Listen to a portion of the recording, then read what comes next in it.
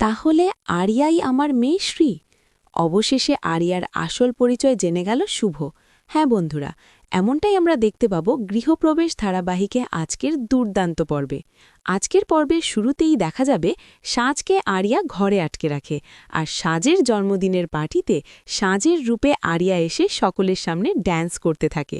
আর তা দেখে শুভ আদি আর কেশবকে বলে, আমাদের বাড়ির কোনো ছেলেমেয়েই আমাদের বাড়ির সম্মানহানি করবে না।